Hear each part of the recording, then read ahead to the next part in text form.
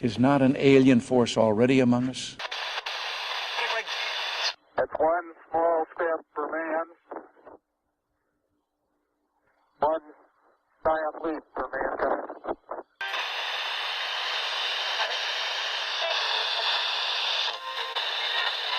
From some other species, from another planet, outside in the universe.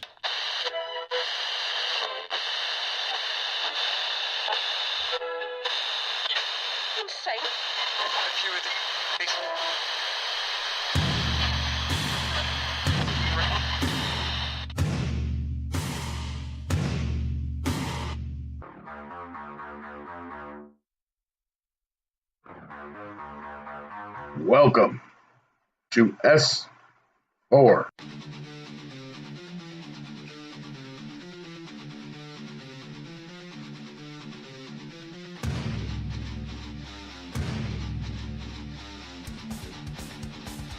Good evening, ladies and gentlemen, and welcome to S4, the official radio broadcast of Forest Moon Paranormal, with host Eric Cooper and our panel of enlightened minds. Coming to you live from FMP headquarters located in the heart of Skagit Valley, Washington, at the base of the majestic North Cascade Mountains. We will take you through a journey of exploration as we examine every aspect of the metaphysical.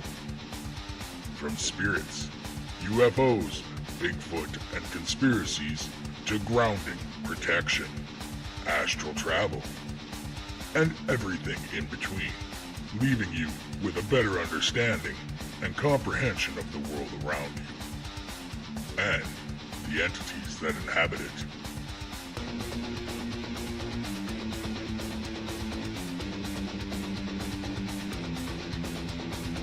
Join us every Saturday night at midnight Pacific Standard Time on the Fringe FM and locally on KSVU 90.1.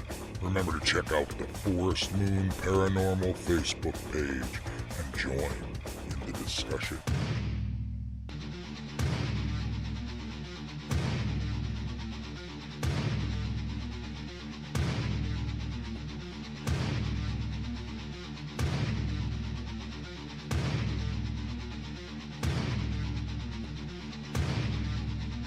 Now sit back, open your mind, get ready, because this is S4.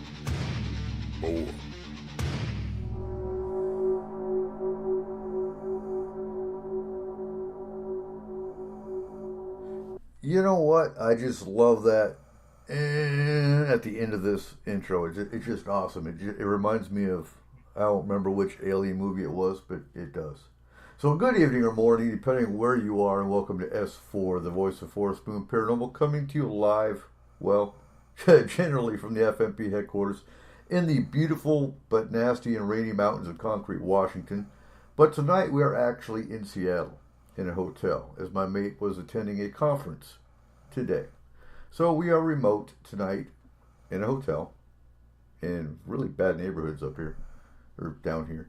So FMP is a highly active emergency response team for all aspects of the paranormal, from aggressive hauntings to alien interaction, Bigfoot and other cryptids, and everything in between that's terrifying. So S4 is the voice where we discuss these things in detail, amongst many other topics. And we'll get to that. So you can find S4 on Spreaker every Saturday at midnight. Technically it's Sunday at midnight, but we're also starting January 5th, where we will be making a very large and exciting jump over to Night Dreams Talk Radio, found at www.nightdreamstalkradio.com.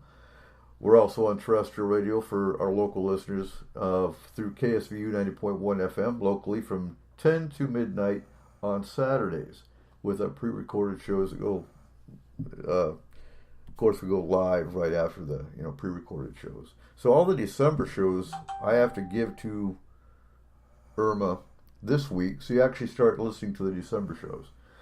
Now, some exciting news. You can look for the S4 Facebook page that Cole so graciously created. And we have a website now also at s-4radio.com, where you can also listen to the show. Soon we're also going to have a store where you can get S4 merchandise as well as Forest Moon Paranormal merchandise. So tonight, it's the 15th of December already. Can you believe it's already halfway through the month and ever so close to 2019? So this is going to be the third in a series of holiday-related shows, and we'll cover various religious days in December. But more specifically, tonight we're talking about Yule, or winter solstice, and the various symbolisms of it and how they cross over into other religious traditions. Tonight with us is Cole Wigleitner, our FMP Lore and Culture Research Specialist and owner of Statement of Sound DJ Services, Megan Gehring, our FMP Security Detail and Astral Team, and Michael Hall, our paranormal lawyer and founder of UFOI Team. So how are we doing tonight, guys? Awesome. Wonderful. Great. I'm good. We have a smaller panel tonight. Couldn't get a hold of Keith. Seth didn't want to be on tonight because he's more of our conspiracy guy. He just loves talking conspiracies, but he wasn't as well versed. But you know what? We're actually talking Islamic too tonight, somewhat, because I'm doing research. There's a lot of religious days in December, not just, everyone, you say December, everyone thinks Christmas. That's all they think. Because society has pushed one holiday that dominates the whole month. Have you guys noticed that? Yes. Yes. Absolutely. And, so just to start the show off, let's look at why Happy Holidays is a fitting term for this month. But what irritates the most out of me, this is supposed to be a religious-free, or freedom of religious country. But, I remember a few years ago, they had this big war on Christmas fight. Because, oh my God, why? Jesus is the reason for the season, so you have to say Merry Christmas. Happy Holidays is just insulting. But Happy Holidays is really the most fitting. Because there's at least 10 different religious days of multiple, religions. Not just one. So what's your thoughts on that? I think it's great to pick one and go for it. I do I too. like Christmas. I don't get offended with Merry Christmas. Right. But it's not my religious day. So why should I be forced to say Merry Christmas when it's not my day? Yet the big fight was everyone needs to say Merry Christmas. Why? Happy Holidays is more fitting for the month. Okay, so I don't believe that everyone has to say Merry Christmas. Well, But I'd also, that was like, their whole if I fight, say though. Merry Christmas to you, I would, say Happy Holidays back. Right. And there's nothing wrong with that. I just remember sitting in, and I've told this issue before. I remember sitting in Iraq, and it was, I can't remember, I think I was in Telfar, so it would have been 05, 06. And CNN was talking about how politically incorrect and how insulting it is. Starbucks had, they got away from, I can't remember the specifics either. I just remember there's a big war on Christmas. It's like, well, why? It shouldn't be seen as a war on Christmas. It should actually be seen in... and you know what? Tripp's bringing up, but does Christianity actually have anything to do with Christmas? And I'm not going to take that away from them. Some of them, if they want to think it's Christ's birth on December 25th, that's completely up to them. Was Christ really born on December 25th? All the research shows he wasn't. But we won't go there. That's not my place. What I want people to take away from this show, though, isn't that we're bashing on any one religion. It's that, how about taking away from this, the spirit of the season is about giving, it's about family, and does it really matter which belief is taking dominance over the month? It shouldn't. It should be about celebrate your own belief and let everyone else celebrate theirs. Yeah, I agree with that.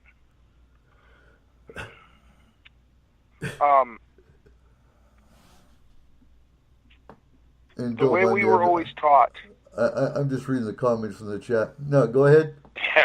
So the way we were always taught by my dad is, the only way I know to tell the story is to explain this is to start with a little bit of a story. So my parents used to take on exchange students, and one of our young exchange students was a young Muslim lady, and she went to the high school. She did all the normal things that any high school student in Canada or the U.S. would do, and she experienced our culture while she was here. So while she was with my mom and dad, she celebrated Christmas. When she went back to Turkey, where she's from, my dad phoned her on Christmas Day and wished her a Merry Christmas. And she said to him, "Dad, we don't celebrate Christmas here." And he said to her, "You know, Christmas for us is about the birth of Christ, it's about a lot of different things. It's about giving. It's about being thankful. It's about all of it. Just because you don't celebrate the birth of Christ doesn't mean you can't celebrate Christmas. It's a time of giving, a time of realizing what you have and realizing that not everyone has so much. Celebrate that." The next morning, he got a phone call, and it was a video call, and her family had put up a Christmas tree, and they were giving each other gifts that they had went out and bought that day. So just because you don't celebrate that holiday doesn't mean you can't either. Yeah, I would agree. Embrace all of them. It's Although that really fills up December. I'll say that. If you celebrate every holiday in December, you're busy. well, and that's kind of my point, because just about every day of the month, and we're not going to, take up the whole show just going into all of them. We're just going to briefly go into the fact that there are several. And December 5th, for example, was Ashura, and it's Islamic. It's the 10th day of the first month on the Islamic calendar. Sunnis, the largest group of Muslims, remember that the Prophet Muhammad fasted in solidarity with Jews who were observing Yom Kippur, the Day of Atonement. Shiite recall the death of Muhammad's grandson in battle, an event that led to their differences with the Sunnis. December 6th is St. Nicholas Day. You can see it's going to jump around because there's so many different, varied religious beliefs. But you hear December and you hear the holidays, you only think of one. And it's sad. So St. Nicholas Day was observed mostly in European countries, celebrated as St. Nicholas, and it pays tribute to a man who helped the less fortunate most of his life. There's many stories about his secret good deeds, but one seems particularly well known, and that was a very poor man, had 3 daughters, and because they did not have dowries, they faced futures likely including prostitution. To save them from this dark fate, St. Nicholas threw a bag of gold for each daughter through their windows. The treasures are said to have landed in stockings or shoes left by the fire to dry. In some countries, it's believed that St. Nicholas arrives in November, spends several weeks traveling throughout the countryside on a horse or a donkey, finding out if children have been good. Now, Seth was in the chat room and he wanted us to talk about the pickled boys. And I'm not going to... There's another darker story, and a lot of our shows this month you'll find have crossed over just a little bit because one story that kind of crossed over from last week where we talked about the creatures of Christmas it involved St. Nicholas, where he supposedly found 3 boys that had been butchered and were in barrels. And he revived them and he brought them back to life. And, is that one true? Probably not. It's grotesque, to say the least, though. Are you guys still here? Yes, Yeah. Okay, you're not saying much. We're waiting on every breath you're taking. Oh, good God. So December 8th is Bodhi Day. And I'm not sure if I'm saying that right, but that's Buddhists. And Siddhartha Gautama vowed to sit under a tree in what is now Bodhi Gaya, India, and not to rise until he was enlightened. So the title Buddha actually means awakened one. December 12th, we have Feast of Our Lady of Guadalupe, which is Hispanic Catholics. The story of Guadalupe recounts a 16th century apparition of Mary to Juan Diego, a poor Indian, on a hillside near what is now Mexico City. And then you've got December 21st to the 25th is Pancha Ganapati, which is Hindu, in honor of Ganesha.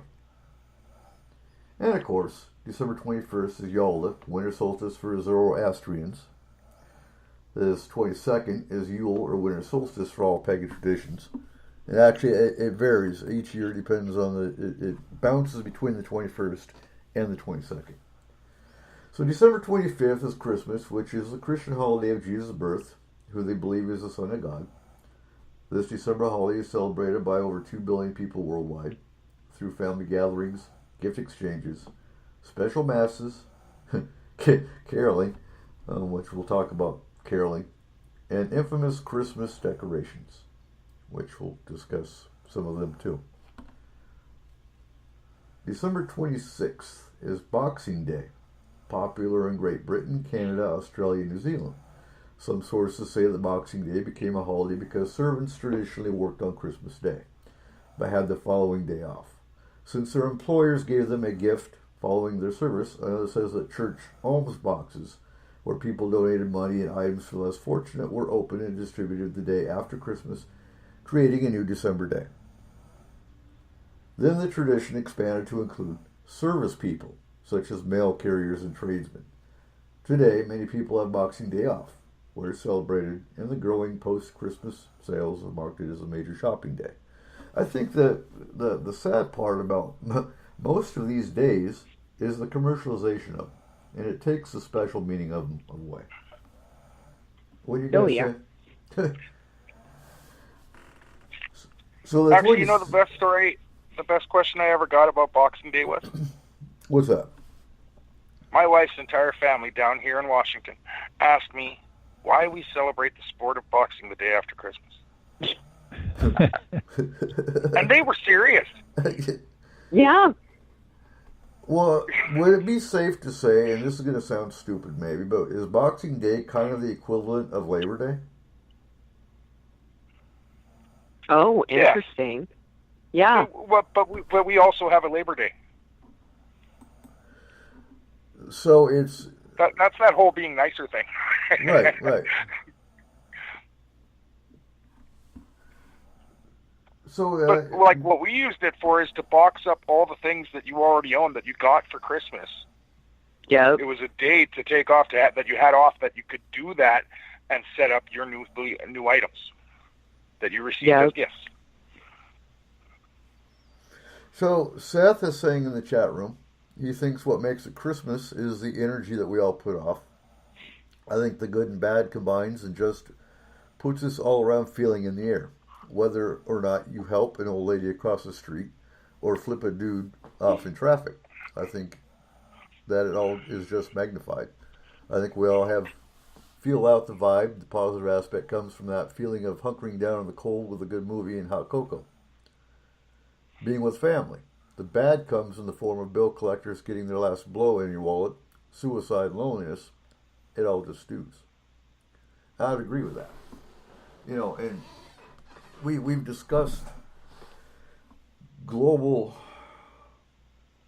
unity, you know, in past shows where global thought. There you go. Where you know, Halloween, is it really the thinning of the veil, or is it just the knowing that you're going to be terrified because Halloween's coming that actually brings the veil thinner? You know, it's the thoughts you put out. If you think the holiday season, the Christmas season, is about giving and about love and about family, you're going to bring on those thoughts. You're going to bring on that feeling. But if you're going to sit and bicker and moan about what the meaning of the holiday is, then you're actually bringing the negativity in. So December 26th, the Zoroastrians observe the death of the prophet Zarathustra, known in the West as Zoroaster. Tradition says he lived in what is now Iran in about 1200 BC. His teachings include the idea of one eternal God, 7 powerful creations, sky, water, earth, plants, animals, humans, and fire, and that life is a struggle between good and evil. Then you have Hanukkah, a special day times 8, this Jewish holiday, another of the religious holidays in December, also known as the Festival of Lights, is one of many December holidays around the world and is celebrated for 8 nights and days. The exact date changes slightly every year. Hanukkah is celebrated to commemorate the rededication of the Second Temple in 165 BC. The ruler of the time had outlawed Judaism and confiscated their temple. Circumcision was banned and animal sacrifices were performed at the altar, but the Jewish people organized a revolt, and upon success the temple was rededicated but required cleansing. To complete cleansing, the iconic candle holder known as the menorah needed to burn uninterrupted throughout consecutive nights, but there was only enough oil to last one. Miraculously, the menorah burned for 8 days, the exact amount of time needed to replenish their oil.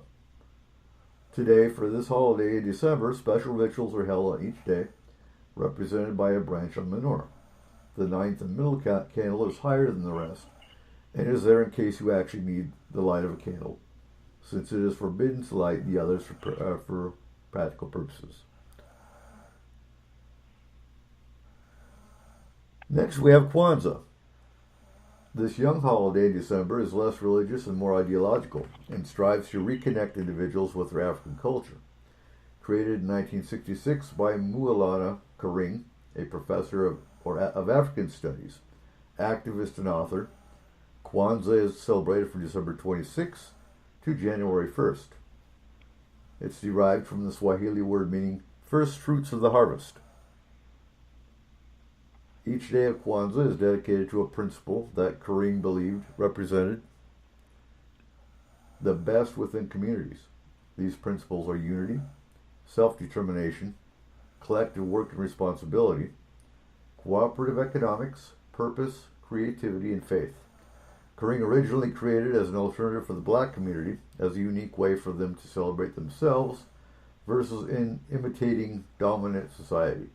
But now it's widely incorporated and celebrated in addition to other December holidays around the world. And then we come to Yule.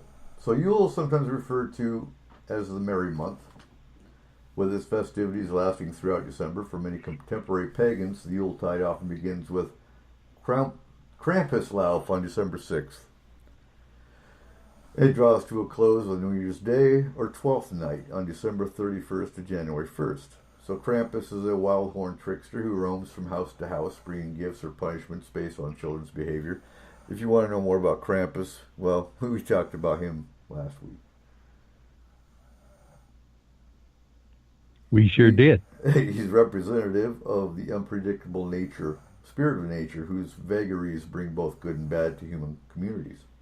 Many of the traditions associated with Christmas are reminiscent of the Yule holiday. Now, we're going to talk a lot about Saturnalia tonight, because, you know, a lot of the crossover between Christmas and pagan Yule or winter solstice has to do with Saturnalia. Would you guys agree? Or who actually pulled up research on Saturnalia besides myself? I did a little bit. Uh-huh. Actually, the best information I got on it was from that show, Adam Ruins Everything. Nuh-uh. Oh, seriously, he goes into it pretty hard. And I checked out some of the stuff he was saying, and he was dead on. So, as I already told Eric, I want to bring this holiday back. Debauchery. Lots and lots of debauchery. Yeah. And I like this idea. Lots of partying on the streets and lots of merrymaking.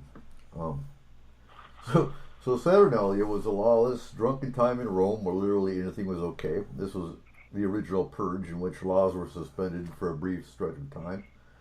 It honored the god Saturn, the Roman god of agriculture, liberation, and time. Well, and parties. Was celebrated at what is perhaps the most famous of the Roman festivals, the Saturnalia. It was a time of feasting, role reversals, free speech, gift-giving, and revelry. So a typical Saturnalia gift might be something like a writing tablet or tool, cups and spoons, clothing items, like they might need clothing items during Saturnalia, or food. Citizens decked their halls with boughs of greenery and even hung small tin ornaments on bushes and trees. Bands of naked revelers often roamed the streets singing and caroling, a sort of naughty precursor to today's Christmas caroling tradition.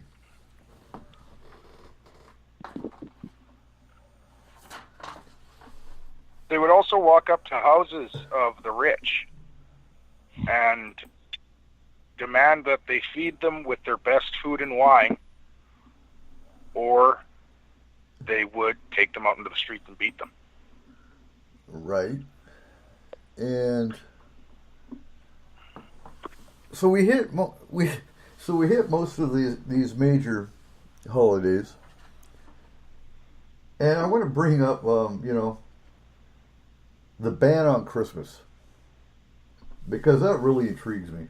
And even today with the research I did on tonight's topic, was you found a lot of Christians that were actually against Christmas, because of the various traditions and the various rituals and the various cultural icons that pointed to paganism. And again, does it really matter? So, from the middle of the 17th century until the early 18th century, the Christian Puritans suppressed Christmas in Europe and America.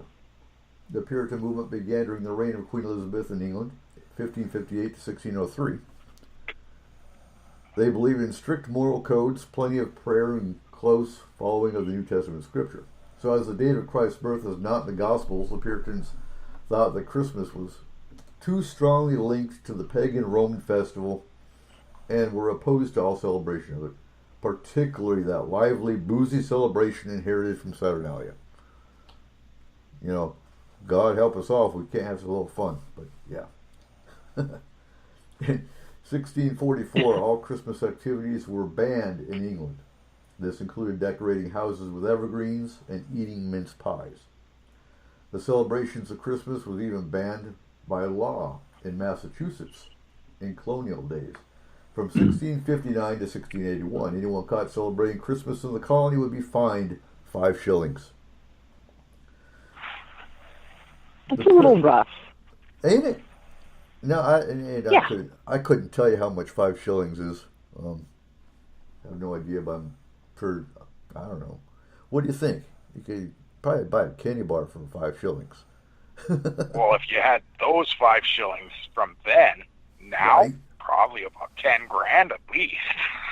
Yeah, I think it was equivalent to a month or so, a few months worth of work, depending on your trade. It was hefty. They would have to make it worth it, so I'd imagine, yeah. So if you want names, the Pilgrims' second governor, William Bradford, wrote that he tried hard to stamp out, quote-unquote, pagan mockery of the observance, penalizing any frivolity. The influential Oliver Cromwell preached against, quote, the heathen traditions of Christmas carols, decorated trees, and any joyful expression that desecrated, quote-unquote, that sacred event.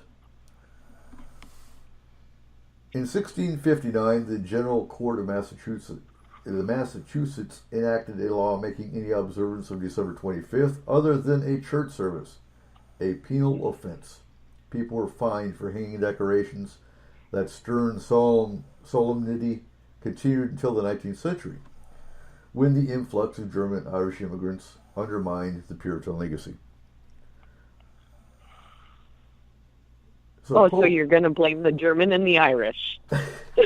For bringing the fun back in? Yeah, why not? Those are my people. I'm Scottish. So Pope Gregory the Great even encouraged the continuation of some pagan traditions. In a letter written in 601 CE Common Era, he wrote, "The idol temples of that race should be by no means be destroyed, but only the idols in them. Take holy water and sprinkle it in these shrines, build altars and place relics in them. When this people see that their shrines are not destroyed, they shall be able to banish error from their hearts and be more ready to come to the places that they are familiar with, but now recognizing and worshiping the true God. Thus, while some outward rejoicings are preserved, they will be able more easily to share in inward rejoicings. It is doubtless impossible to cut everything at once from their stubborn minds." And that was going back to when the pagans that predated Christianity were actually encouraged to come to the Christian monuments, basically, that were in place of the pagan altars. So, on to Yule. The ancient people were hunters and spent most of their time outdoors. The seasons and weather played a very important part in their lives. Because of this, many ancient people had a great reverence for and even worshipped the sun. The Norsemen of Northern Europe saw the sun as a wheel that changed the seasons. It was from the word for this wheel, Yule, which we talked about this last week. When you're looking at, especially in the German language, the J is pronounced as an H. So they spelled Yule with a J, I believe it was. And so the word Yule is thought to have come from Yule. So at midwinter, the Norsemen lit bonfires. And what's cool about Germany is you still see that today at various times of the seasons, which fall on pagan holidays. You'll actually still find the German farmers making bonfires. For example, during Beltane, which is in February, no, May, and they'd build two bonfires and still run their cattle between the bonfires to purify them. It's cool because you still see it in action today, but they don't call it a pagan holiday.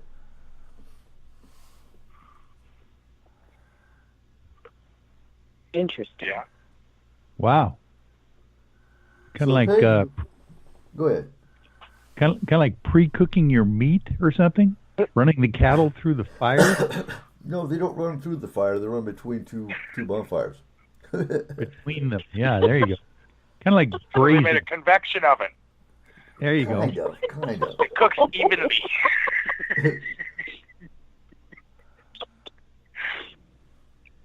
Wow. So we're going to look through some of the symbology here. And Seth is saying, Coop, what's the thing in Germany they do where the man wears a bunch of neckties and the woman who cuts it off gets to borrow them? Well, yeah. His head or... I'm trying to remember. There is actually a wife swapping day. Oh, I can't remember. Oh my goodness. Well, it's right around Oktoberfest. I think I saw that television series. Right? You remember that? Where they wife swap? Yeah, exactly. They wife swapped for a week or two or something, and then mostly the guys and the women would really appreciate their spouse after that because the new person was a little weirder than who they had. Well, of course, they handpicked him for the TV show. Yeah. Yeah. Oh. So the winter solstice falls on the shortest day of the year, usually the 21st to the 22nd of December. It's celebrated in Britain long before the arrival of Christianity. The Druids, Celtic priests, would cut the mistletoe that grew on the oak tree and give it as a blessing. And that's where your mistletoe comes from. Oaks were seen as sacred, and the winter fruit of the mistletoe was a symbol of life in the dark winter months. It was also the Druids who began the tradition of the Yule log. The Celts thought that the sun stood still for 12 days in the middle of winter, and it was during this time that the log was lit to conquer the darkness. banish evil spirits, and bring luck for the coming year. So some of the symbology, you got the evergreen. And evergreen symbolizes continuity of life, protection, and prosperity. And that's seen through pine, fir, cedar, juniper, and other evergreens. It's in the forms of bows, wreaths, garlands, and trees. Now, the deities that and the religions that follow the evergreen are the green goddesses and gods: Hertha, Cybele, Attis, Dionysus. Woodland spirit traditions: Roman, Celtic, Teutonic, and Christian. The Christians even followed the evergreen. The holly. The holly is one of the symbols most associated with Christmas. Its religious significance predates Christianity. It was previously associated with a sun god, and it was important in pagan customs. Some ancient religions used holly for protection. They decorated doors and windows with it in the belief it would ward off evil spirits. It's also symbolic of the male Celtic symbol of rebirth. It's highly protective and it's associated with the dark half of the year, symbolizing the old solar year, the waning sun, protection, good luck. Its forms, again, are with boughs over portals and wreaths.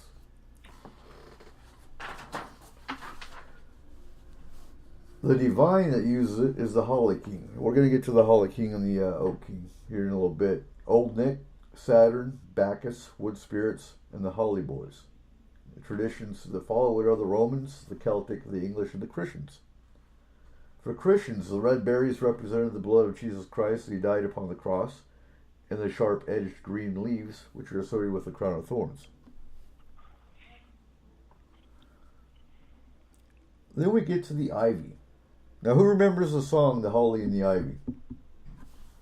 Yes. So we're going to stop for a second. What is your favorite Christmas carol? I know you guys have to have favorite Christmas carols. Come on now. I absolutely do. Well, I no, would listeners, that. we're not going to revelry you with singing Christmas carols. No, not going to happen. I don't sing come on. Well, yeah, I don't know if this is the same as a Christmas carol or a Christmas song, but you know what the highest selling, best-selling Christmas song of the entire universe is, at least this side of the parsec, is White Christmas. Mm-hmm. That was a good one. Yeah, matter of fact, it's not only the best-selling Christmas record of all time, it is the best-selling recording of all time. Even the Beatles and Elvis and Sinatra can't beat White Christmas by Bing Crosby. Oh, yeah, the Bing Crosby version. Most Yes. definitely. So I have two. One is for family reasons. My great cousin type person wrote Silent Night. Franz That has been a Gruber. song that, You're related to Franz Gruber? no, Franz Gruber did the music to it. Oh, really? Yes, Well, it was tell us the So story, it was Cole. It was an Austrian monk that actually wrote the poem. And about 30 years later, Franz Gruber came out and made it into a song. And we are distantly related to that Austrian monk. And Do we know? by distant, I mean like in years, like way back when. Mm-hmm. Well, yes, but do we know the name of the Austrian monk? I remember his name was Joseph, but I can't remember the second name. His last name, sorry. Okay. Cool. That's a great story. It is. So me and my dad sing and play that song every year, and then the second one we do together is Snoopy versus the Red Baron. Oh, yes. Great song. That was one of our big hits in junior high school when I had my own rock band. Snoopy and the Red Baron. Mm-hmm. I like Grandma Got Run Over by a Reindeer. Oh, yes. Oh, that's a great song. And the Bing Crosby Frosty the Snowman version. Oh, yeah.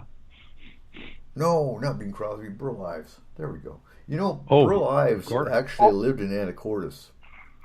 Yes, he did. Up until his, he passed on, what, about 8 years ago? Or has it been a little bit longer?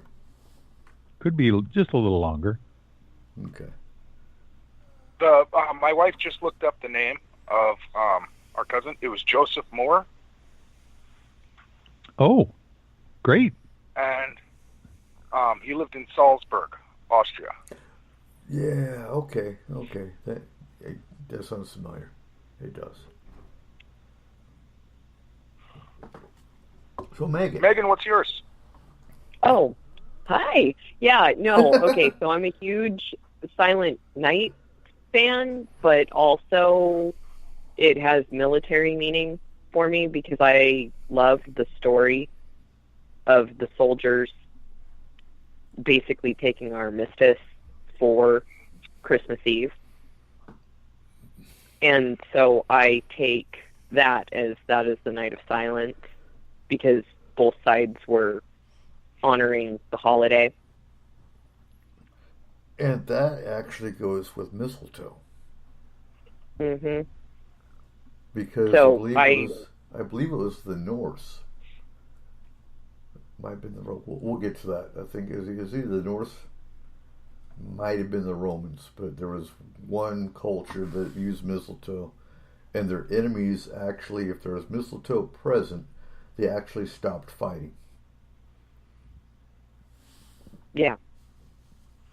And yeah, you know what, they say that, but how did we go from that to kissing? Come on, they kissed. Kissing could be a peace offering. I mean, those big burly Norsemen sitting in the fields. It was like their version of an olive leaf, or an olive branch. Yeah. Wow. Yeah. And then they went hand in hand and celebrated Saturnalia. There you go.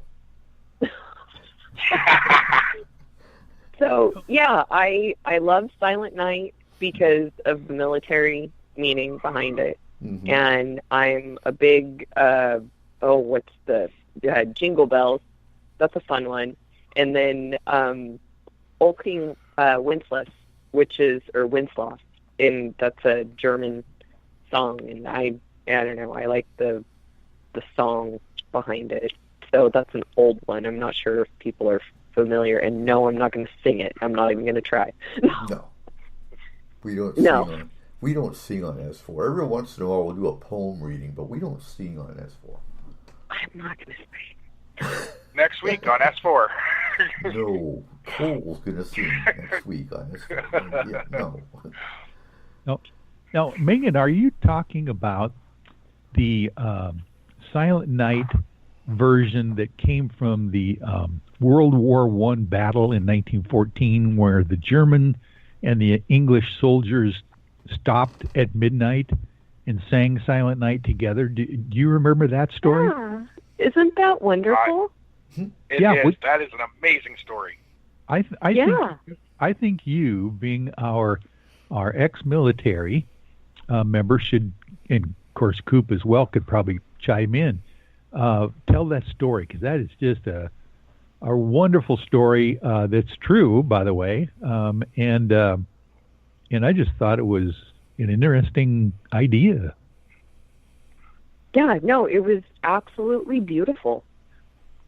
I mean, they're out there, they're in the trenches, and on the eve, Christmas Eve, they stopped everything, and the whole field went silent, and from one side they were singing it in German, and then the other side they were singing it in British English, and they walked out and they actually shared food items, and they met in the middle of the field, and they kind of sat around and discussed life and everything, and it was so beautiful because they paused for that. Yeah. and then they went back to fighting. I mean, that's not the happiest ending, but that moment was beautiful. So that's how I understand it. So that song took on a whole different meaning when I came across that. Yes. Coop, do you have anything to add to that story as well? Not really. She covered it perfectly. You know, yeah. And she's absolutely right. You know, at midnight, Christmas Eve, they basically came to a ceasefire agreement in honor of Christmas Eve. Yeah, it was at midnight, I understand, too. That would be quite dramatic. Well, the story I heard was that, you know, it was bitter cold. This was World War I, and they're in trenches not too far from each other, so they actually could, when it was quiet in the middle of the night, they could hear each other coughing, you know, trying not to be too noisy and those kinds of things. But there were even some wounded soldiers in the trenches, you know, with the rest of the troops. And at one point, I understood that it was a German soldier initially just started singing Stille Nacht, Silent Night in German. Mm-hmm. And then the English soldiers heard, you know, obviously these are young men, a young, probably 20-some-year-old guy from Germany singing the song that they all knew, but they didn't know that the Germans knew it. And of course, from what I heard, some English soldier joined in with the German soldier from his own trench and started singing the same song. That would send chills right up my spine, just even thinking about that. Yep. No, they recognized the tune, so decided to chime in their own language, and yeah. Then it was unity after that, and I'm just, it gets to me. It's well, it's really cool I that, don't know, emotionally. Even coming from different cultures, they can recognize that and it can stop a war. If only for a minute. Exactly. Have you guys seen the picture that they got out of that? Yes, I have. I have. Smoking cigars the two together? soldiers smoking cigars and leaning against the posts. Yeah, that's awesome. I love that picture. Awesome picture. Yeah, I just think, a matter of fact, I even heard that someone threw out from the trench an old tattered soccer ball, and they actually had a soccer match with each other, kind of a friendly game in the middle of the battlefield between the trenches. And I could probably see that one, actually. You know, because you're talking privates fighting privates, not necessarily the officers, just to be honest with you. You know, common soldier against common soldier, not the leadership. Right, and my understanding was that it was somehow word got back to the leadership off the battlefield, and it was the leadership on both sides that told the soldiers that they had to get back to the battle.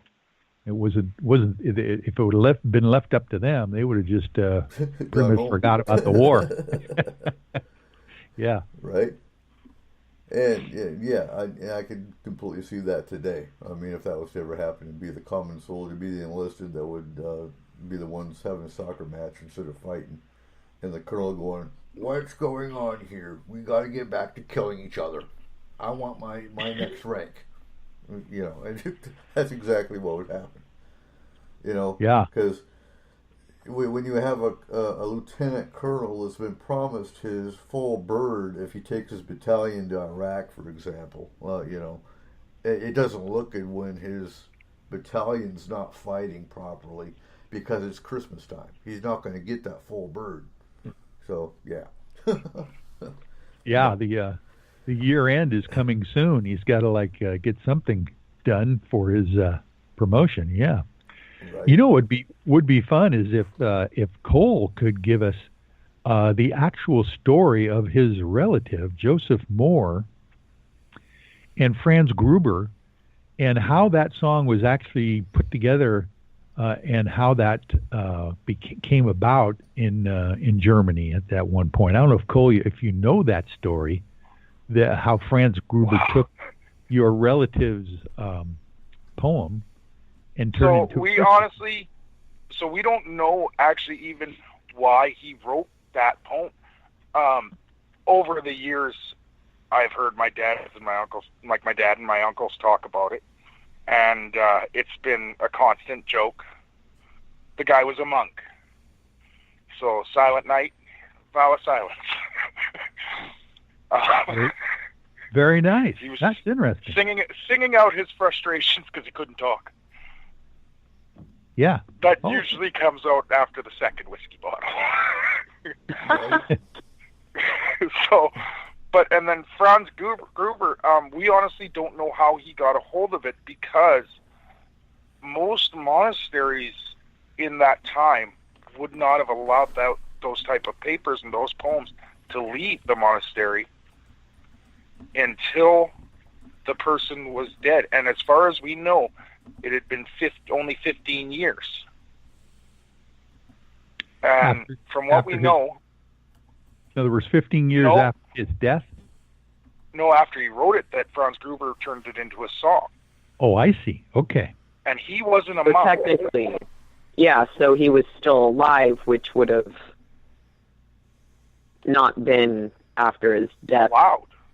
Yeah, so it wouldn't have been allowed that he had that poem. Well, I totally botched that. It would be interesting to research Franz Gruber and see how he might have become in contact with Joseph Moore. And by the way, there are two spellings of Joseph Moore that I'm noticing here. It's M-O-O-R-E, the traditional spelling, and I've also seen the M-O-H-R spelling for Joseph Moore. So in our tree, I know it's the M-O-H-R. Okay, I'm glad you clarified that. I'll circle that one.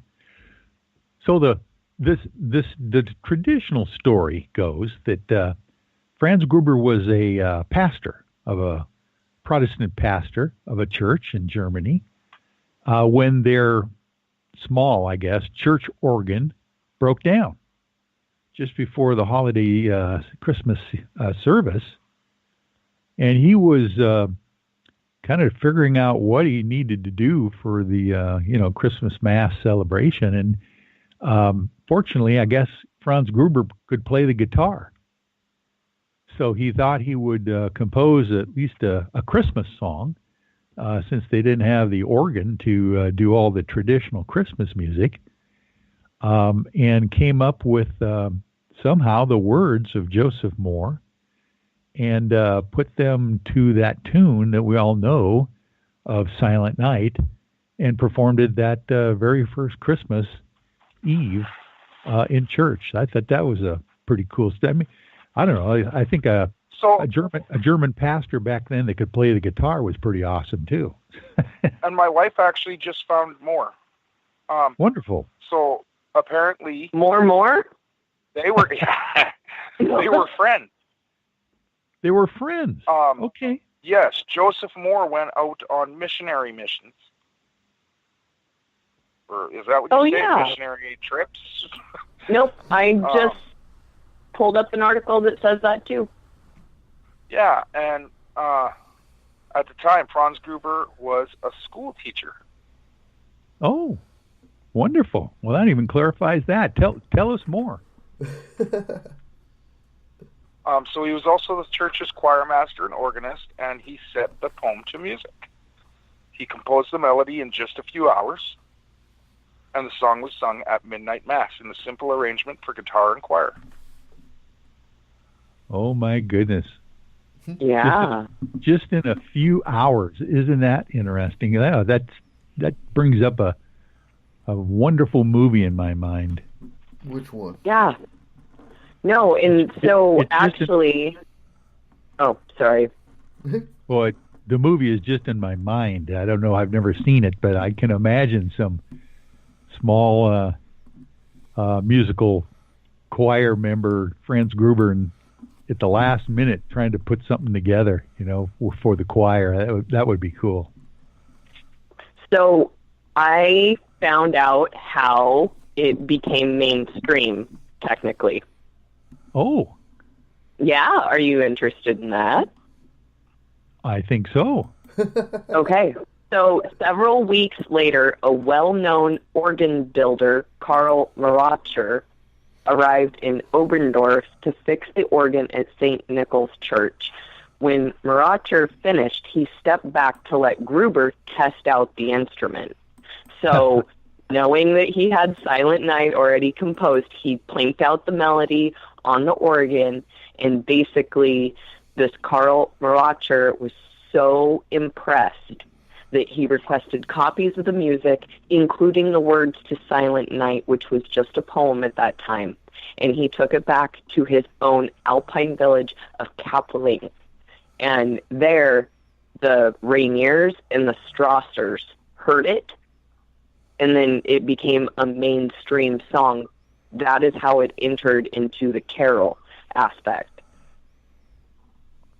Oh, my goodness. So, yeah, it took off because, one, the melody was so moving, and then secondly, the words made such an impression that it deeply impressed all who heard it at that time.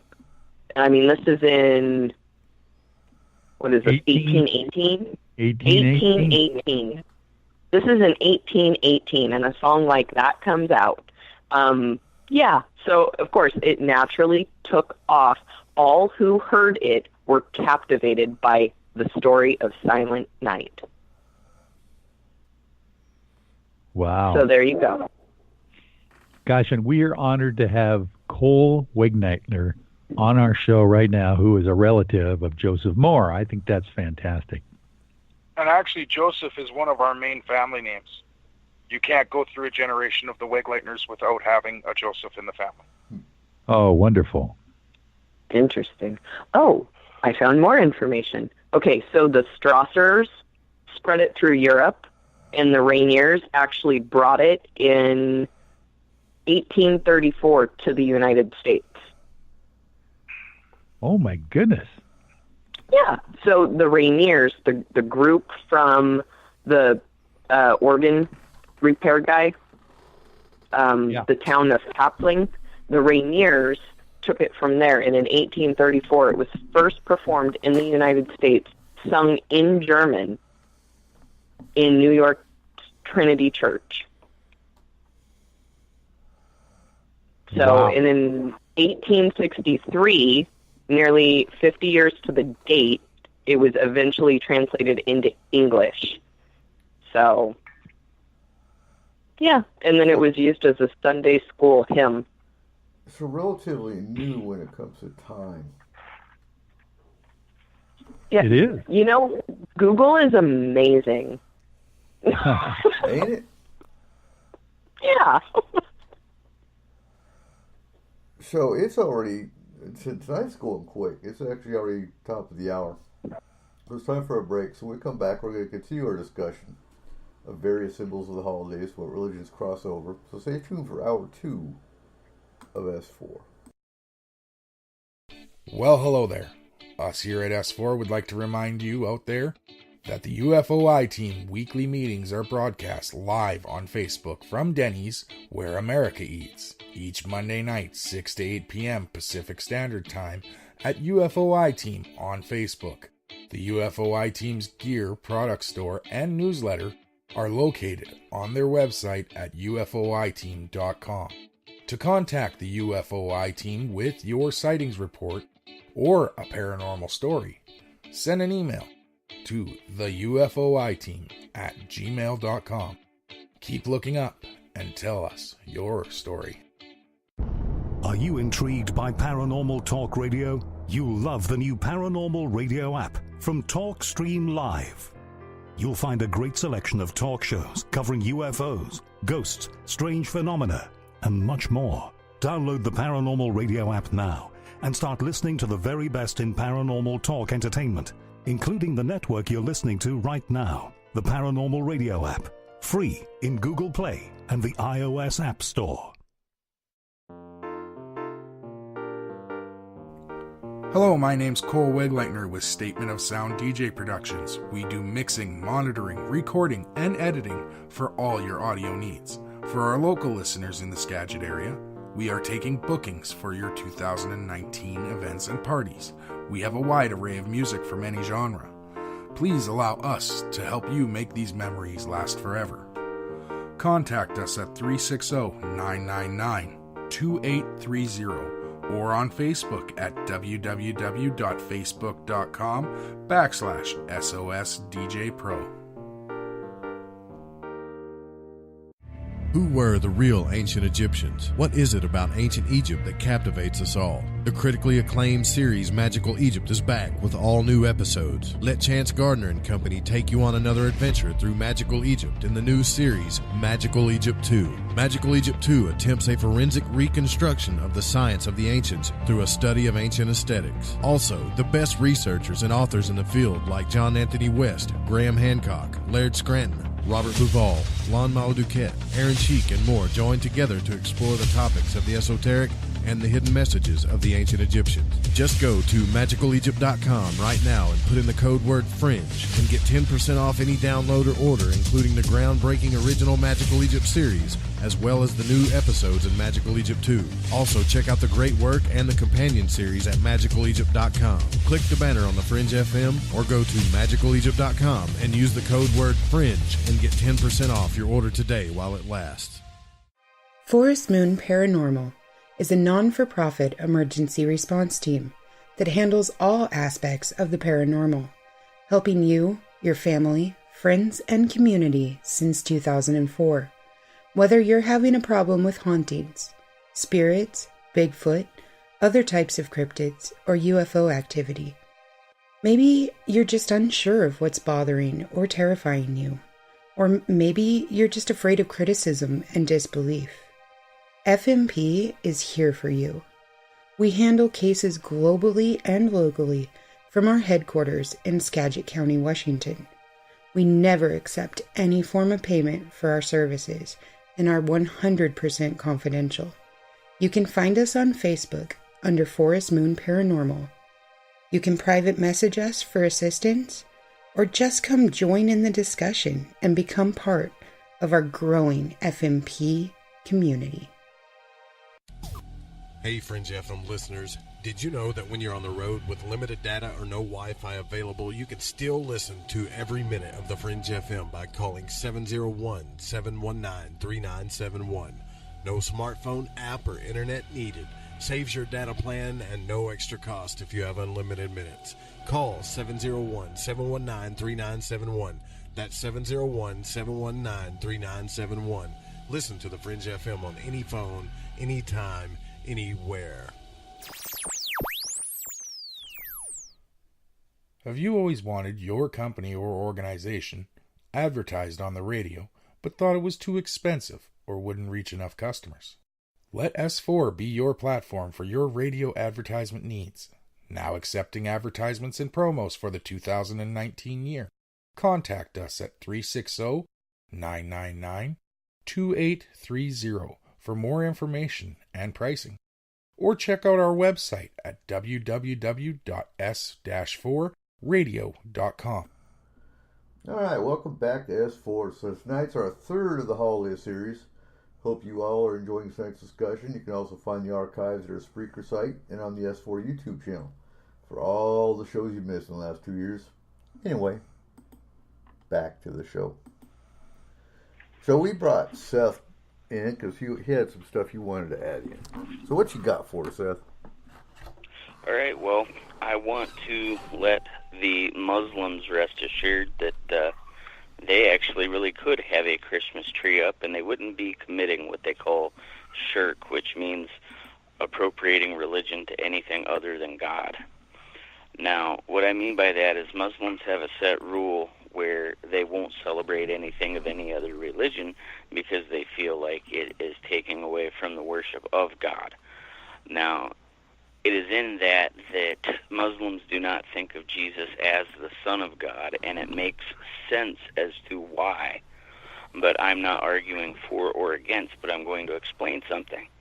If Muslims wanted to have a Christmas tree, all they would really have to do is replace the evergreen trees that we're famous putting up in the West with a date palm tree.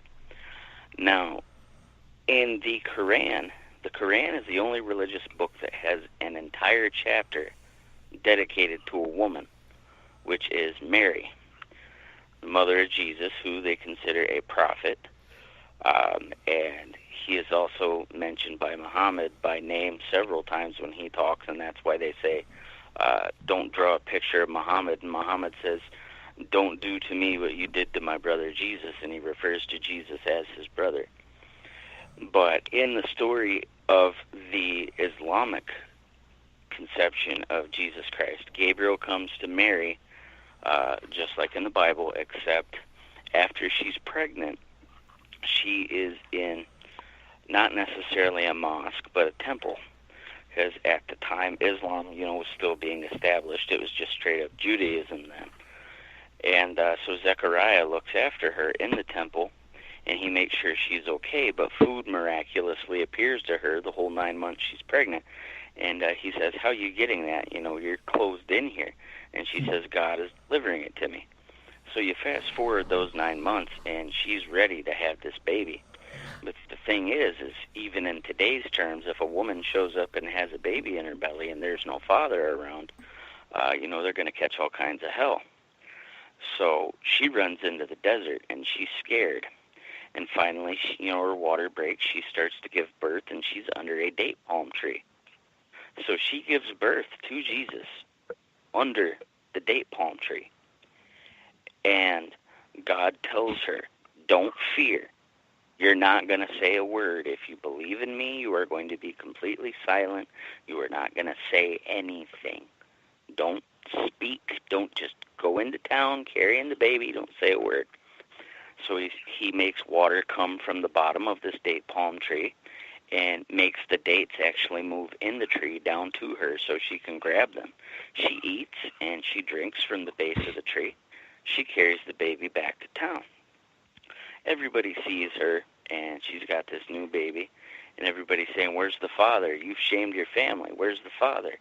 You have shamed your family over and over, and they're getting ready to stone her. But in Christianity, one of Jesus' first miracles was making wine. In Islam, his first miracle was being a newborn who rose up out of her arms and spoke. He said, I am the walking word of God. And I'm here to tell you that he exists. And that is how Jesus came about in Islam. Mm-hmm. And so I read a story of a fellow who his parents wouldn't let him put up a Christmas tree. They said, oh, no, you're appropriating to the West. But really, when you think about it, the West has de-Middle Easternized what Christmas would be. Yeah, but in the nativity scenes, how many of them really look like a Middle Eastern Mary and a Middle Eastern Joseph? They don't. And there is no Joseph in the Islamic aspect. She raises him singly, which makes it a miracle, more so because it's showing, she's even being a single mother in the Middle East, raising this kid, and he's protecting her and looking after her. But, so if you're a Muslim out there and you want to talk about, like you mentioned the Sunnis and the Shias and the sects and Ashura, but I'm going to correct that right now when I say that there are not supposed to be any sects in Islam. If anybody asks you, mm-hmm. You're not supposed to be a Sunni or a Shia. You are just supposed to be a Muslim. And anybody who wants to argue that, they need to reread the Quran where it says, hold tight to the rope of God and be not divided. And that also means not persecuting others' religions. Be not divided. Be not divided. And I've had talks about that before too, because what the Americans hear about Islam is completely backwards from the Shiite that I've talked to in Iraq. That, you know, there is no war on on the Western society. It goes against the Quran. And they don't have to do anything to us anymore because we're doing it to ourselves. But aside from all that, you know, you are absolutely right. And I practiced for 5, almost 6 years. But then there was a verse in my mind that kept sticking out. And that was in the chapter is Al-Baqarah, which translates to the cow. I'm going to spare you the Arabic in it because I'm guessing that most of the listeners do not know the Arabic, so I'm going to tell you in English. It says, "Behold, whoever is Jewish or Christian or Sabian or anyone who believes in the Creator and the last day," anyone, not just the Muslim, it says anyone who believes in the Creator and the last day, there will be their reward with their Lord. It doesn't say Allah. It says there will be their reward with their Lord. Mm-hmm. And on them there will be no grief nor fear. And a lot of people would say, well, how come that says there will be their reward with their Lord? Now, someone would say, well, if you're following Islam and the Shahada, it is actually like in the Ten Commandments where it says, don't set any other gods before me. So in that commandment, it's almost like he's admitting, hey, there's other gods, but don't worship them, worship me. Absolutely. Well, the Shahada is the same thing. Allah was the original main god out of all the 99 pagan gods that they had that were in the Kaaba. And the Shahada, when Islam was established as it was, became Ashhadu an la ilaha illallah wa ashhadu anna Muhammadan wa Rasulullah, which means there is no God worthy of worship except Allah, and Muhammad is the messenger of Allah. It doesn't say there is only one God. If you are saying there's only one God, you would just say La ilaha illallah. So, therefore, what I have to say to every single listener here, whether or not you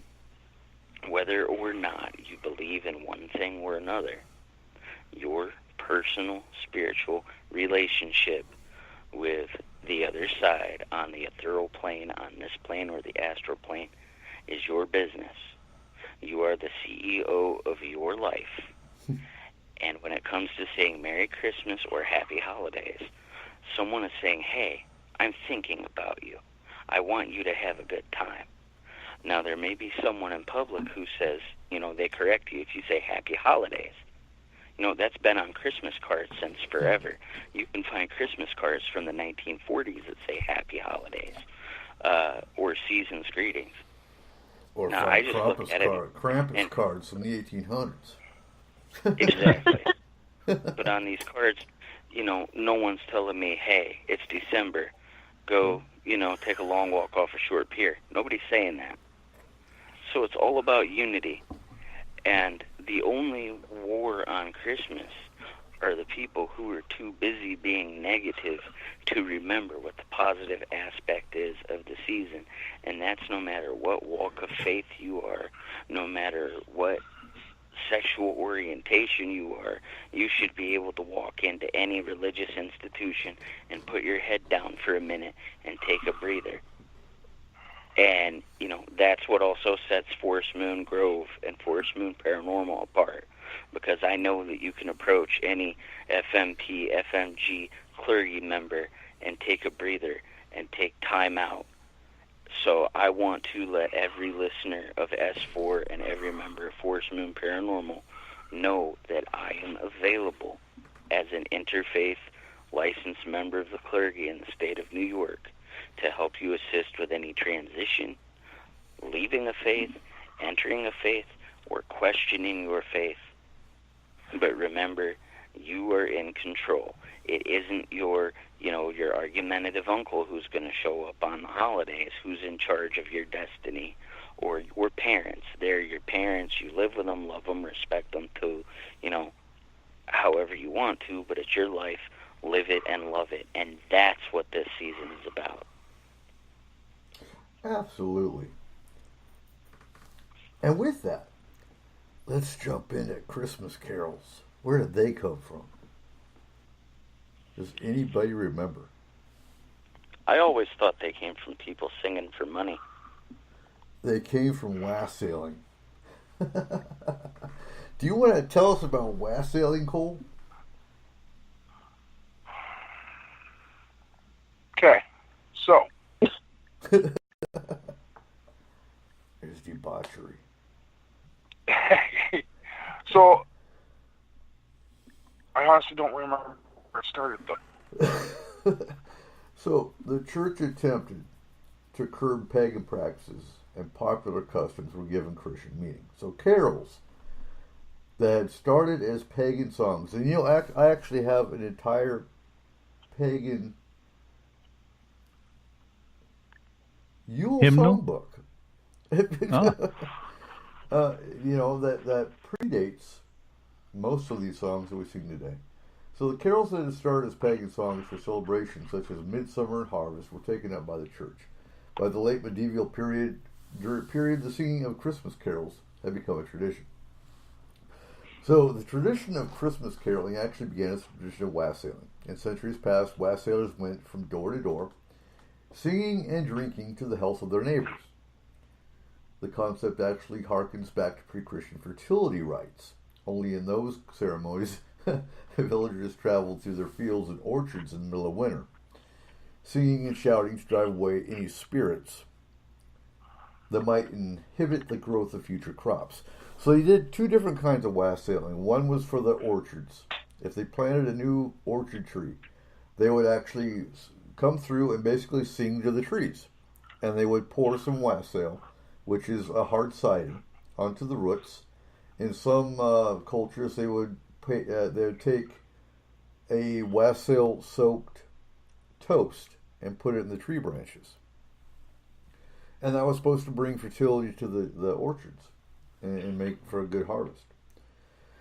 So caroling wasn't actually done in churches until St. Francis, around the 13th century, thought it might be a nice idea. In the Middle Ages, the wassail was a reciprocal exchange between the feudal lords and their peasants as a form of recipient-initiated charitable giving, to be distinguished from begging. So this point is made in the song, Here We Come A-Wassailing, when the wassailers inform the lord of the house that we are not daily beggars that beg from door to door, but we are friendly neighbors whom you have seen before. So the lord of the manor would give food and drink to the peasants in exchange for their blessing and goodwill, i.e., love and joy come to you, and to you your wassail too. And God bless you and send you a happy new year. This would be given in the form of the song being sung. Wassailing is the background practices against which an English carol, such as We Wish You a Merry Christmas, can be made sense of, as in the carol lies in the English tradition, where wealthy people of the community gave Christmas treats to the carolers on Christmas Eve, such as figgy pudding. Make sense? Which are gross. Oh, wait till you hear about, fruitcake. Well, strong stomach. Now, let's get into figgy pudding. That has got to be unique, and where the heck did that come from? I don't have anything on figgy pudding. Hold on. Someone was really Google. poor and said, this stuff might work together. Okay. I'm assuming it's like a fig pudding or something like that. So let's figure that out here. I'm going to look at it too. Okay, so it says it's okay, what do you got? Christmas pudding, also known as a plum pudding or figgy pudding, is a dish as famous as it is misunderstood. The first records of plum puddings date to the early 15th century when plum pottage, a savory concoction of heavy on the meat and root vegetables, was served at the start of a meal. Oh my goodness! Just heavy on the meat and root vegetables. Holy root vegetables, yes. No, that's not pudding. So it almost is like mincemeat. Yes, kind of. Right. That's what it sounds like.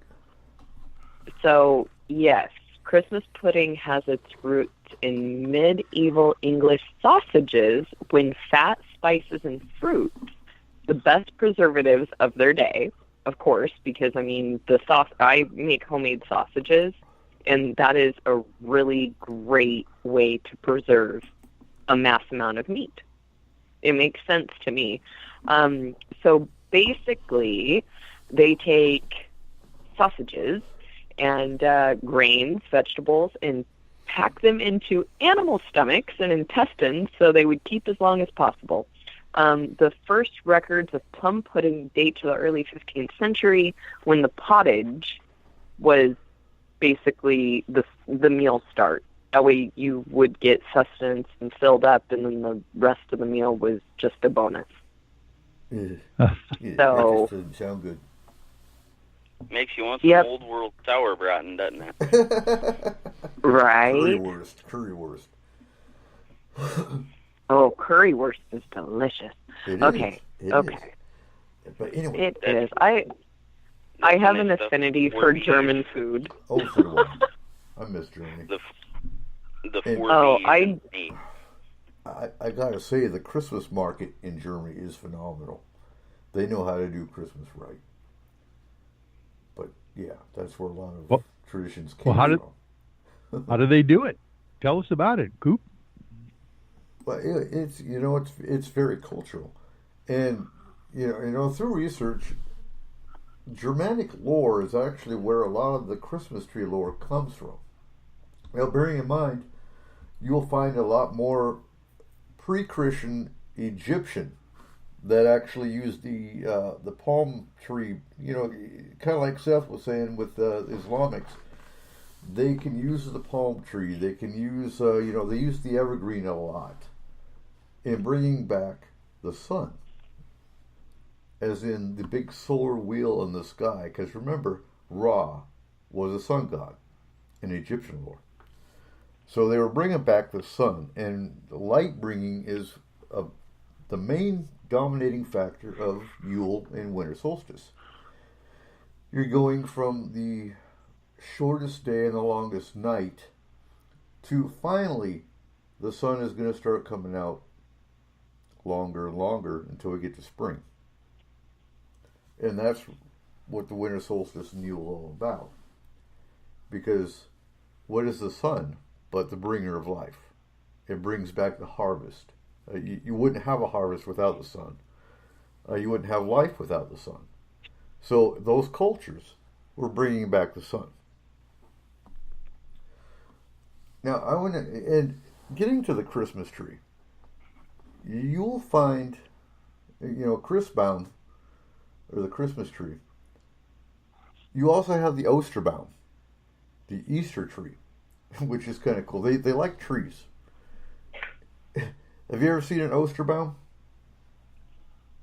No. So an Osterbaum, around Easter time, is another tree, and it's decorated with Easter eggs and Easter bunnies and spring fertility type icons. And they don't just have the Christmas tree; they have the Easter tree, and they have a tree decorated for every occasion. Oh my goodness! Coop, you just hit something in my brain here by saying the fertility aspect of the Easter bunny. Mm-hmm. That I had not put that together, but that's because I've always wondered how did rabbits and bunnies become part of Easter, and that makes sense because of fertility rites. It came from the fertility rites of the pagans. Yep. Okay, but for the Christian side, there is another explanation for that too. Okay. So, the first pope was Peter. No, sorry, Paul. And Mary? Paul was Paul. Our first pope was Paul in the Roman Catholic Church. He was considered pure. Mm-hmm. So the idea of every pope is that when they become pope, when they rise to that title, they are made pure. They are the purity of the world. They represent everything that is pure within our world. Okay. Yeah, So Where's the bunny? The rabbit. The bunny Peter. represented purity. He said Peter. I thought of Peter Rabbit, but okay. So did I. And the bunny represented purity in the Roman Catholic Church. Oh, I see. Okay. So before they actually assigned a pope, the rabbit was our sign of purity. And so the pope is actually the rabbit of the entire Roman Catholic Church. Huh. So where does the egg come in? Oh, good question. Where do you think all the bad stuff goes? They lay an egg. But then we hard-boiled it and made deviled eggs. That's not fair. Oh. See, now that's starting to make sense, isn't it? Hold up. Whoa. I mean, that's what I do with my eggs on Easter. Oh, yeah. I mean, you got to have deviled eggs, but isn't that weird that deviled eggs is a sign of Easter, too? Right? Oh. Fruit. I'm going to have to rethink my holiday food. We're shifting We're shifting over to fruitcake.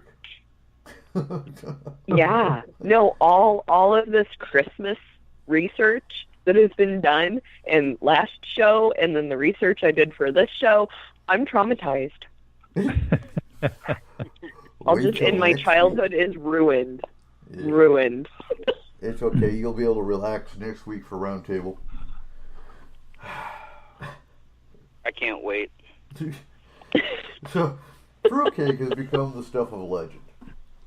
You think of fruitcake, you cringe. Because, I mean, you see it in movies, you cringe. Oh, I love it. Oh, I love it, too. It's not good for diabetics, but I love it. Because once a fruitcake is baked, it will seemingly outlive everyone who comes near it.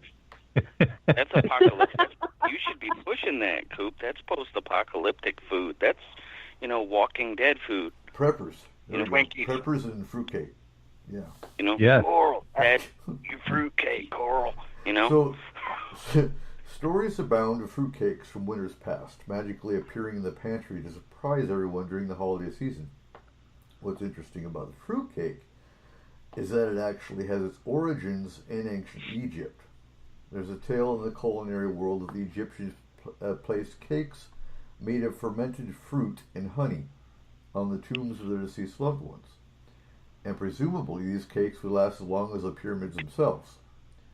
In later centuries, Roman soldiers carried these cakes into battle made with mashed pomegranates and barley. And there's even records of soldiers on crusades carrying honey-laden fruitcakes into the Holy Land with them.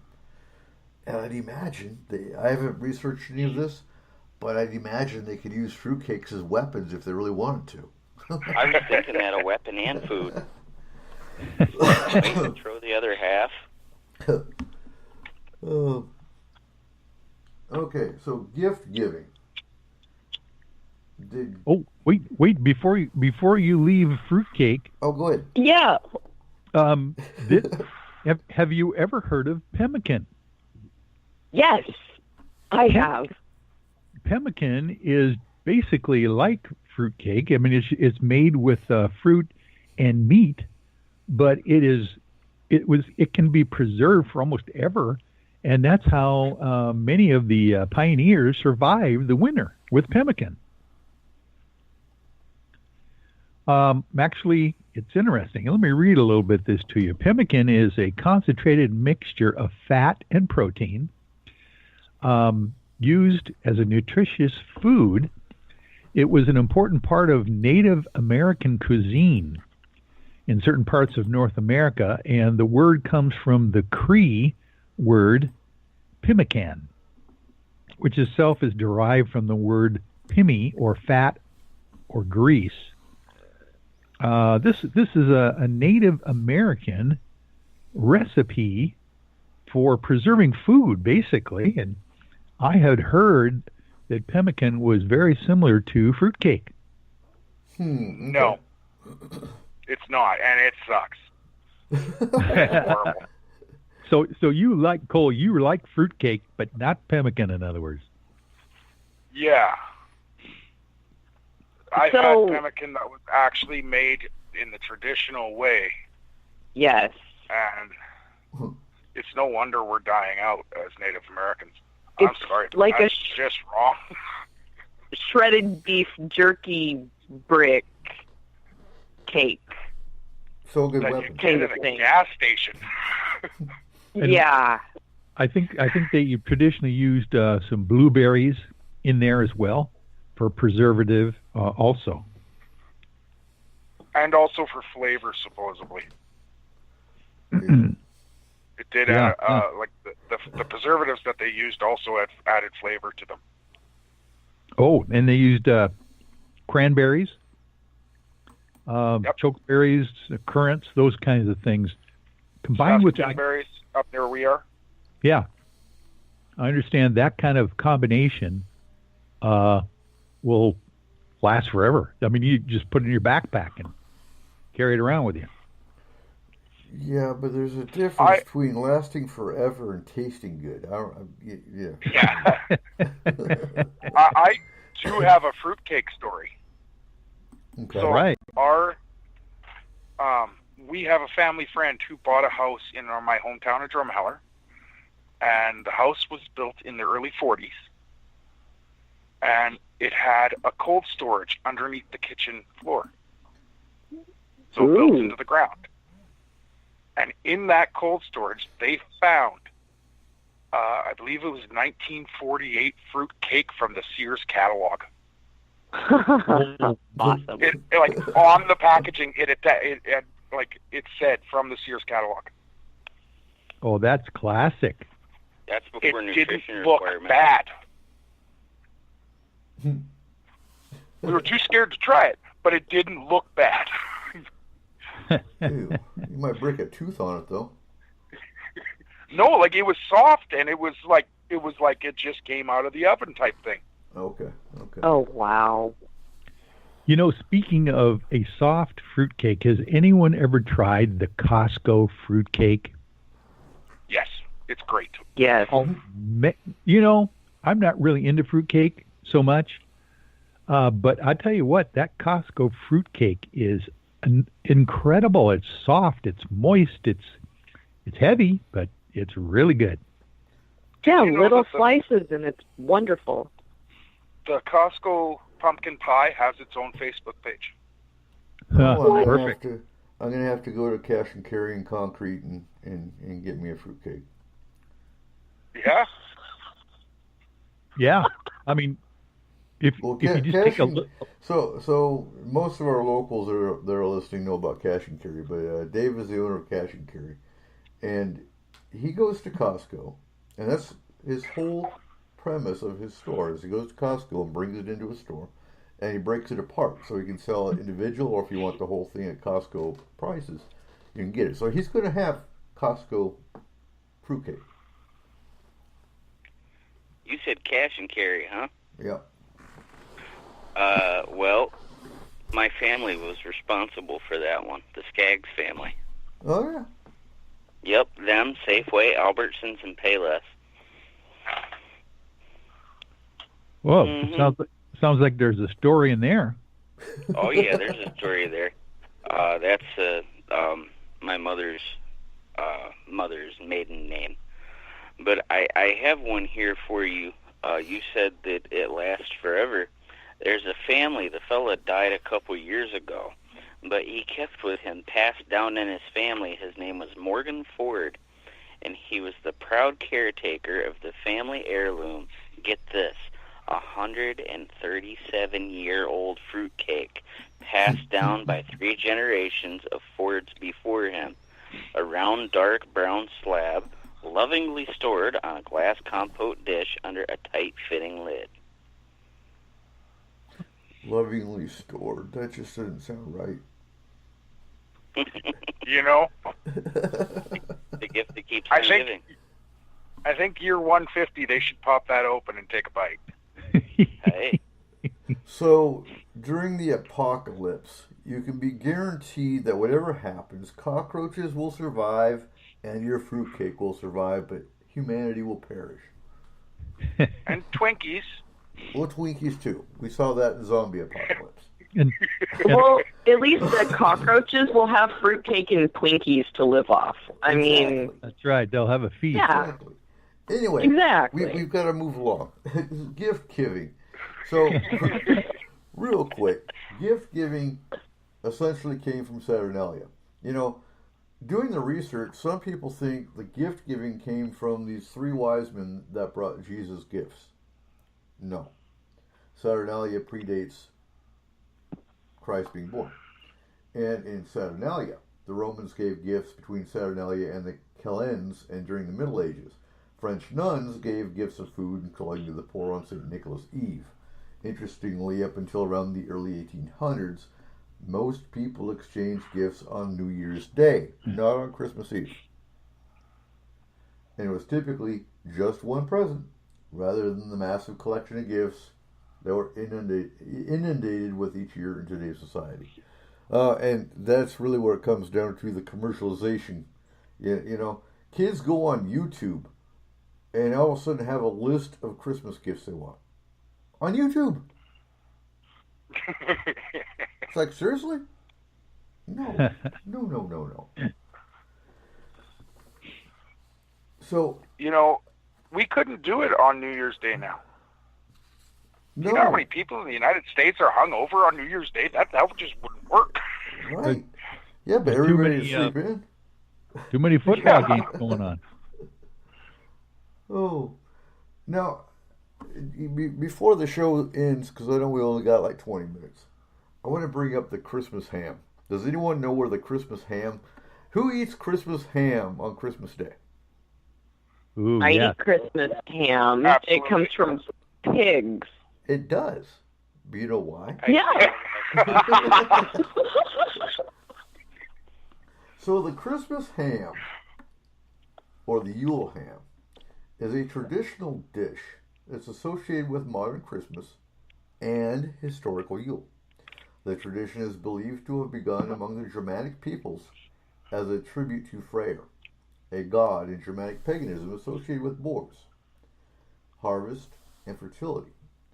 Tradition that was initiated in all probability on the Isle of Britain by the Anglo-Saxons, although our knowledge of it comes substantially from medieval times.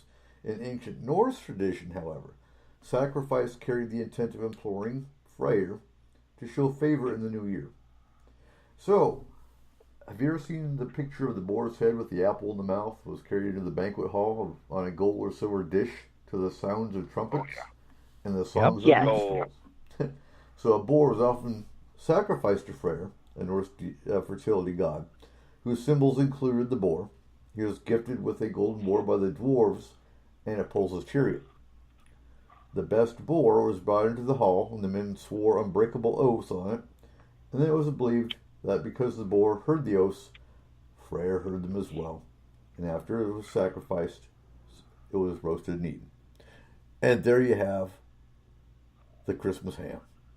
And I'm still going to eat my Christmas ham, damn it. I love Christmas ham. Oh, If you're a boar in a pagan area, you want to be the second best boar, Exactly. not first. Exactly. Now, that's right. we've all heard Oh of my the Christmas gosh. tree. But have you heard Interesting. have you ever heard of the Yule tree? No. The Yule tree. Not the Yule log. That's something different. The Yule tree. You don't burn this one? No. Well, I'm like staring at my Christmas tree. Is that the No, same as a this is- Yule tree? No. No, Okay. it's not. The Yule tree goes Okay. way back in pagan tradition, and generally were outdoor live trees that were decorated with hanging candles. The Yule tree lights Ah. and ornaments originally symbolized the sun, moon, and stars as they looked on the tree of life. Think of Dragsill. You've heard of Dragsill, the tree of life. Yes. This was the same. This was symbolic of Dragsill. And as I'm reading this today, I was like, oh. And nobody even had a clue when they were watching the cartoon Frosty the Snowman Do you remember what was in Frosty the Snowman? The really cool Christmas tree outside where all the animals were gathered around that were all lit up and decorated. Oh, cool. Oh, yeah. There you go, Yule tree. Okay, gotcha. I'm Interesting. tracking now. Uh-huh. So the Yule tree, the decorations also represented the souls of the departed who we remember at the end of the year. Now, I always thought that was mostly done during Samhain or Halloween, but they also bring it up for Yule. And then there's the modern day gift giving, which originated from hanging sacred presents on the Yule tree as offerings to deities such as Attis and Dionysus. And to think of all this sprung from the pine groves equated with the great mother goddess. So there you go.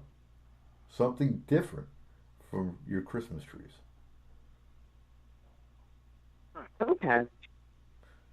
Now the So- poinsettia. Just doing that nowadays. Huh? Now, in addition to that, Mm-hmm. I came across something that said pagans would bring trees, living or cut, into their homes during the darkest and coldest periods of the year. Right. And basically, they would bring them in to house woodland sprites. Have you come Right. across that? Now I have heard of that. Yes, Okay. because most everything pagans do, as you know, as we know, involves nature, involves the earth, involves the Fae, which, that's a show in itself that we'll probably do eventually in 2019, is how does paganism and the paranormal play a role? Gotcha. Because also, you and I are pagan. And so what we see as paranormal, or as normal, there we go, the normal mundane sees as paranormal. Pagans deal with Okay. spirits on a normal basis. Pagans also believe in Fae. But Yes, and that when was you the look main at- generator. yeah. Yep. So when you look at the cases that we deal with in FMP, they're having issues with fairies, with Fae. And we're going, it's just a sprite.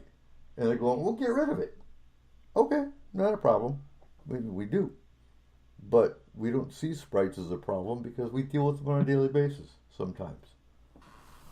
Yeah, and I But- mean, there's good sprites and there's bad Yeah. sprites. But to other people, it's paranormal. So, anyway. Okay. So yeah, people brought their trees indoors to house sprites and fae. That's what I found. Now, why clarify that? Why would they want to house sprites and fae in their house? Is that Because they can bring good luck. okay? So they're asking for the good sprites and fae. Oh, yeah. Yes. Oh, yeah. Yes, Yeah. because the Yeah. winter could be harsh on their wings, so they offered them a place inside by the hearth to house them and keep them warm, prevent frostbite from the wings, kind of thing. I mean, it was a really extensive article that I read, and of course I cannot recap it all, but you give them a piece of their living environment and you welcome them in. So That sounds like that a way they could stay toasty warm, and then in the spring they would reward you with flowers and good luck and well wishes and good health kind of thing. So it was a whimsical story. Were these trees decorated at all for the sprites, or were they just basic plain trees that they would bring in? There was variations, but yes, candles were Oh. always involved. It depended Okay. on the culture. But yes, they use Yeah, candles. I don't recommend candles, No. actual candles on the tree right No. now. That is You might not have the safe. fire department busy if you do that. Even Right? the ones outside. Huh? Even the ones outside. Yeah. Yeah, even the ones outside.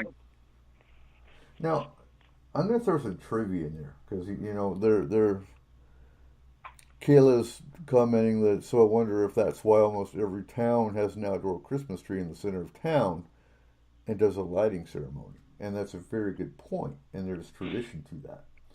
The tallest living Christmas tree is believed to be the 122-foot, 91-year-old Douglas fir.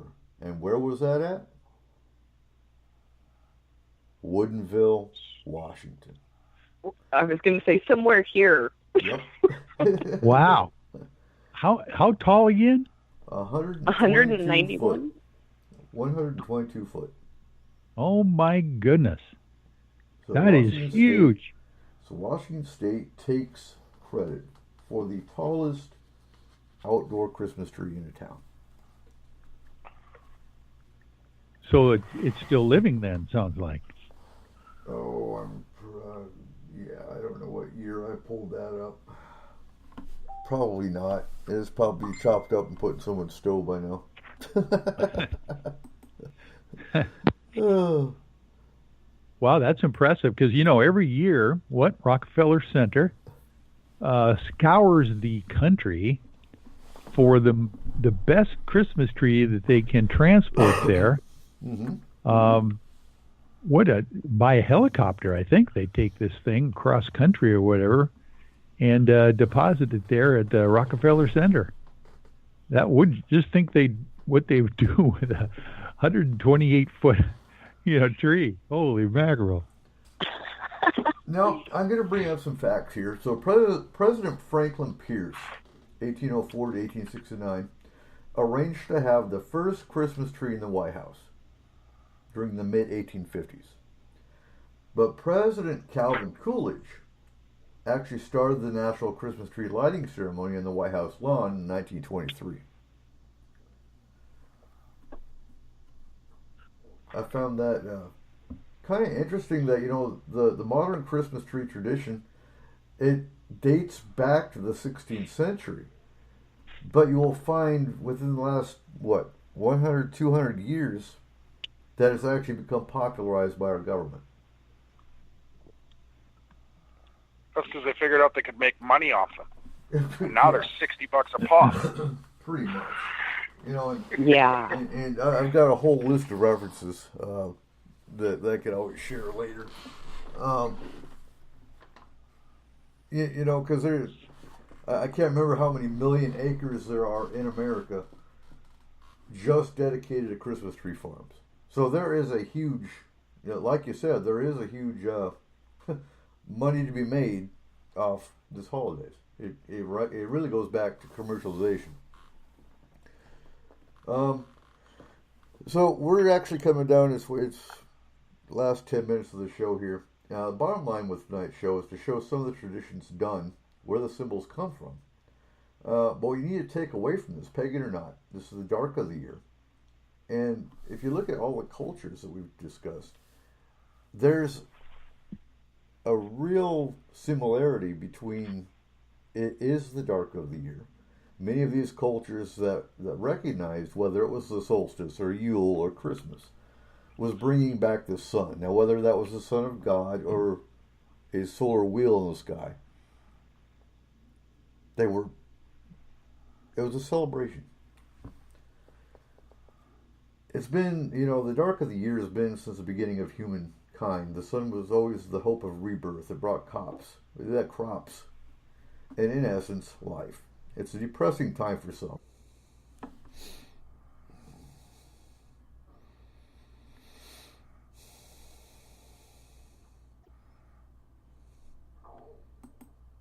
All right, we still here?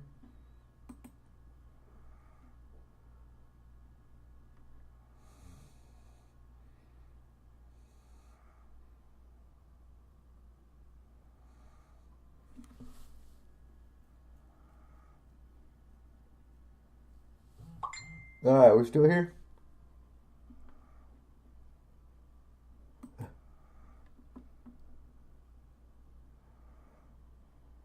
All right, we're still live, but I'm looking for the rest of the group here.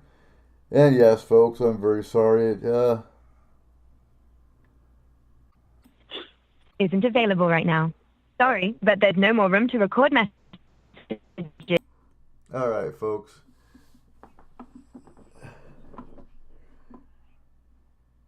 So, on that note, I'm going to go ahead and wrap up. Code voice system. Inner voice. Oh. Astral team, founder of the UFOI team. And Seth Kinsey, as long as he was here.